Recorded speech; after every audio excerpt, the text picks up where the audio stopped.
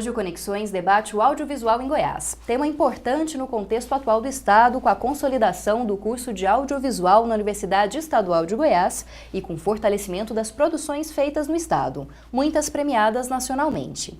Além disso, tratar da produção audiovisual também é importante, em decorrência das alterações da legislação sobre a produção para a TV paga, que pode abrir uma nova perspectiva para o setor. Para falar sobre este assunto, o programa de hoje traz mais uma vez um debate ampliado, que conta com as presenças de Carlos Cipriano, que é presidente do Conselho Estadual de Cultura. Olá, muito obrigada pela presença. Obrigado a vocês pelo convite. Também de Marcelo Costa, que é coordenador do curso de audiovisual da UEG. Muito obrigada pela presença também. Olá.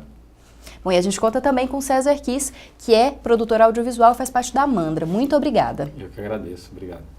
Bom, para começar esse debate, gostaria que vocês avaliassem o cenário atual do audiovisual em Goiás. Já existe uma repercussão forte da produção goiana no cenário nacional? A gente pode falar hoje em dia da existência de um cinema goiano? Sim, acho que a gente sempre poderia falar da existência do cinema goiano a partir do momento que se começou a fazer filmes por aqui, né? Mas, em particular, esse ano, tem uma coisa que aconteceu que é muito significativa desse cenário de agora, desse momento, que foi a indicação de 4 curtas-metragens goianos para o Grande Prêmio de Cinema Brasileiro, que é promovido pela Academia Brasileira de Cinema. Então, a gente tem 2 curtas de animação, que são De Estimação da Amandra e O Ogro, indicados nessa categoria, o Número 0 da Cláudia Nunes, na categoria documentário, e o Juli, Agosto e Setembro, do Jarléu Barbosa, na categoria ficção. Isso é um fato inédito e eu acho que ele dá a medida do quão estamos hoje engajados, né, os realizadores, em fazer um produto de qualidade e que tenha nível para estar concorrendo não só com outros estados brasileiros, porque esses curtas também foram para o exterior. Todos eles participaram de festivais no exterior, seja em anos anteriores, seja nesse ano. Então eu acho que assim a gente está num momento muito especial, em que inclusive é percebido assim pela BD nacional, né? Não só de produção, mas também de articulação, de mobilização, de conquistas, em relação a outros setoriais aqui de Goiás, assim, outras linguagens artísticas. César, você queria complementar? Não, é para complementar mesmo o que o Cipriano disse, quando ele falou que o cinema goiano ele vem num crescimento já há muito tempo. Eu estou aqui, eu sou paulista, estou em Goiânia há 10 anos, né? E eu acompanhei nesses 10 anos esse crescimento do audiovisual.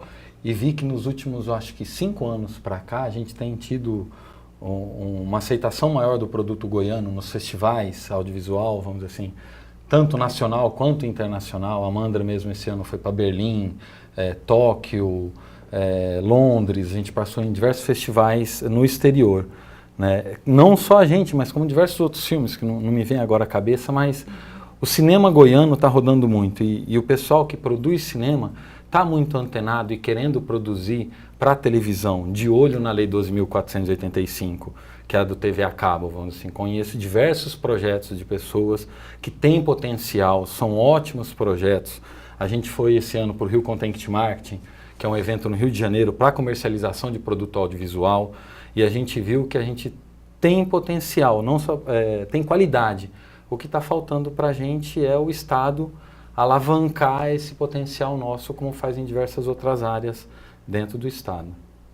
Eu vejo que também assim, esse resultado que nós temos hoje, né, do fomento do segmento audiovisual no Estado, o curso de audiovisual, como você colocou no início do programa, ele tem um papel importante, né? Hoje nós somos o único curso que forma profissionais no campo do audiovisual no Estado, e em função desses 7 anos que o curso já tem formado, né, profissionais aqui, a gente percebe que boa parte das pessoas que hoje atuam no mercado, o Juli, Agosto e Setembro, por exemplo, que o Cipriano citou, é de um aluno egresso nosso, né, o Jarléu Barbosa.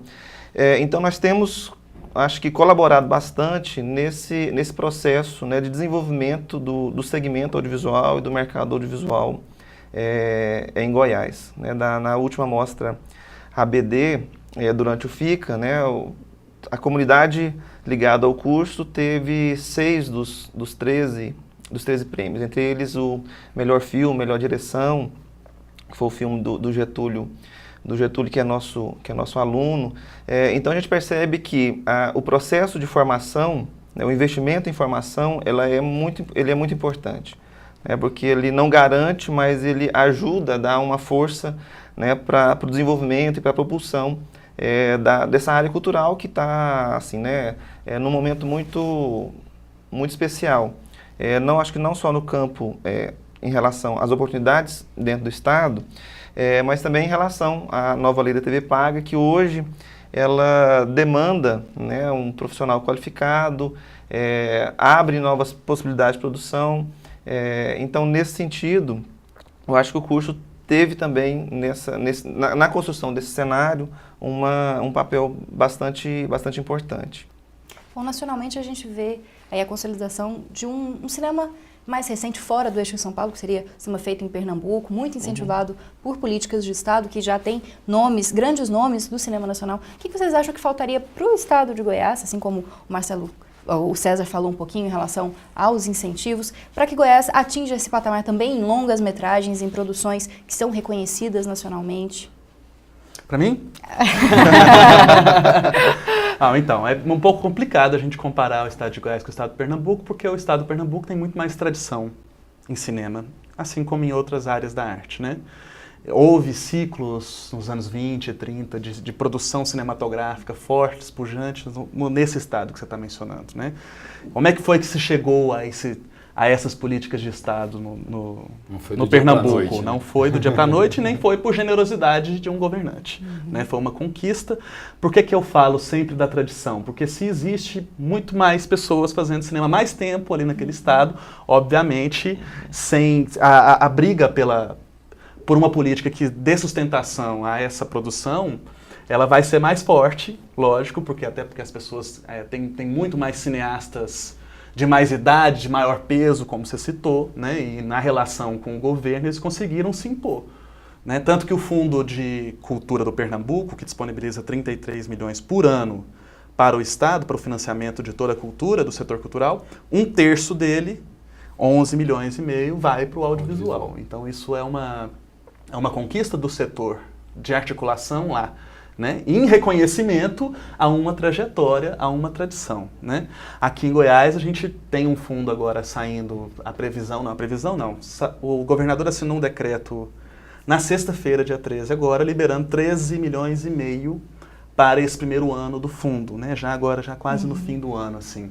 E desses 13 milhões e meio, a perspectiva é que o audiovisual não fique com mais de 2 milhões. Porque direcionado a cada uma das áreas? Sim, no Fundo de Cultura vai funcionar diferente da Lei Goiás, que faz uma chamada só e todas as áreas entram, né? Que funciona por demanda espontânea dos projetos.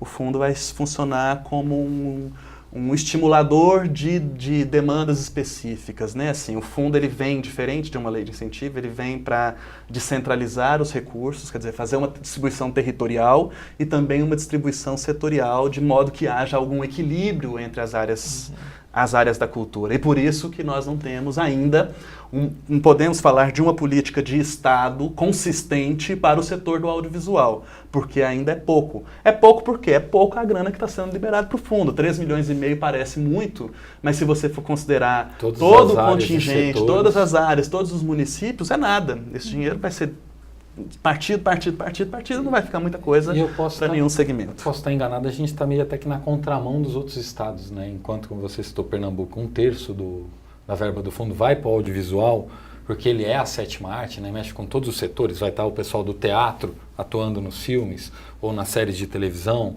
vai estar o pessoal da literatura escrevendo os roteiros, o pessoal da música compondo, assim, então você está mexendo com todos os setores, mas a gente tem menos verba. Mas assim, diferente de outros estados que estão demandando uma verba maior para o audiovisual, justamente pelo desenvolvimento do mercado, da verba que ele pode trazer, acho que pelo seu estado, o dinheiro que ele pode arrecadar, mas também por essa questão dele já aglutinar todas as áreas numa só. Então a gente está meio na contramão. Não é, vamos dizer assim, eu acho que um problema executado pelo, como que eu vou dizer, pelo conselho, vamos dizer assim, porque o conselho a gente sabe da atuação dele e vê tudo que ele está tentando fazer pela cultura do estado de Goiás. Falta, na verdade, o apoio do governo do estado para o conselho, ou seja, escutar o conselho, né, que está lá para aconselhar ele.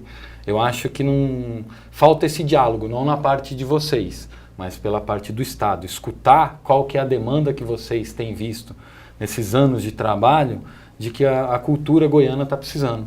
Vocês não estão sendo, parece, ouvidos pelo Estado. Acho que até mesmo pela própria Secult, não sei, posso estar enganado. Conselho nenhum é ouvido. Gestor público não gosta de conselho. Significa dividir o poder, de decidir sobre as coisas, né? Então o gestor, né, naturalmente, ele é já assim, né? Então, assim, o conselho só é ouvido quando ele se faz ouvir. Isso é fato. Não tem que ficar esperando ser ouvido. Tem que chegar lá e dizer.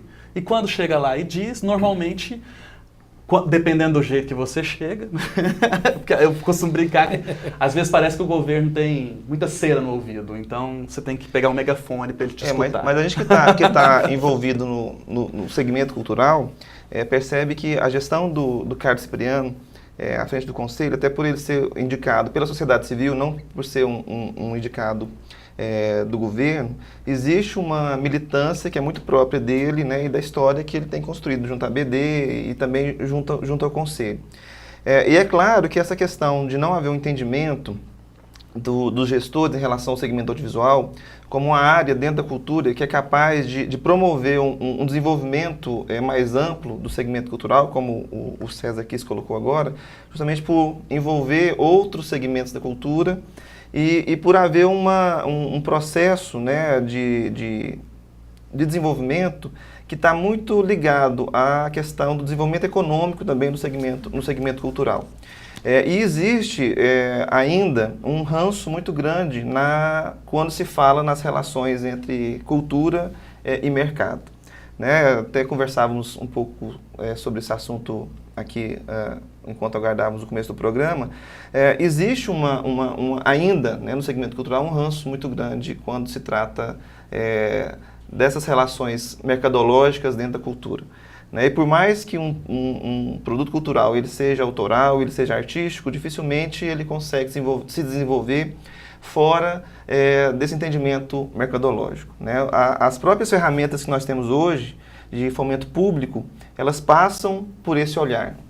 Né? Quando um artista ele tem o seu projeto aprovado, seja em qualquer uma das leis que nós temos, seja municipal, na Goiás ou na Rouanet, obrigatoriamente ele tem que fazer uma captação que é no segmento privado. Né? Então, mesmo que ele tenha mérito, que ele tenha qualidade artística e cultural, ele precisa ser patrocinado por uma pessoa que está, ou por uma empresa que está com interesse mercadológico.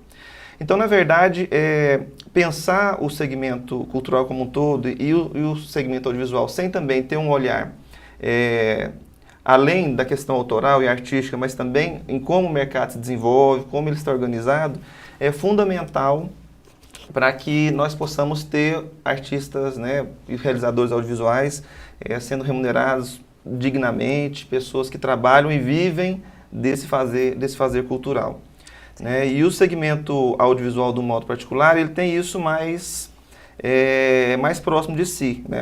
A relação da produção audiovisual com o mercado ela é mais visceral por conta de uma qualidade, de uma particularidade que é do próprio segmento audiovisual, que às vezes difere um pouco de outras áreas. Eu percebo que por conta dessas particularidades, né, uma política de Estado voltado para o audiovisual, como ocorre em Pernambuco, ela pode auxiliar no desenvolvimento não só do audiovisual, mas também do setor cultural como um todo. Né? Mas aí tem que partir de uma compreensão do governo de que o audiovisual é uma prioridade. Uma prioridade até econômica. Né? Bom, a gente tem que ir para um rápido intervalo, vou interromper vocês, e a gente volta daqui a pouco no próximo bloco para continuar essa discussão.